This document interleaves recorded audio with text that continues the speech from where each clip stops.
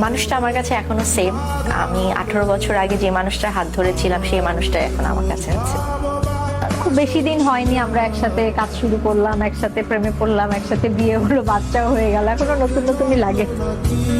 মোস্তফা সরোয়ার ফারুকী 2005-এ যখন সে আমাকে প্রপোজ করেছিল বিয়ের জন্য বলেছে, মোস্তফা সরোয়ার ফারুকী তখন যেমন ছিলেন আমার কাছে এখনো তেমনই। সে যেই পজিশনেই যাক না কেন, সে যত ব্যস্তই থাকুক না কেন, নিঃস্বার্থ ভালোবাসা শুরু থেকে শেষ পর্যন্ত 100% ভালোবাসা। Mostofa Sarwar Farooki, my heart.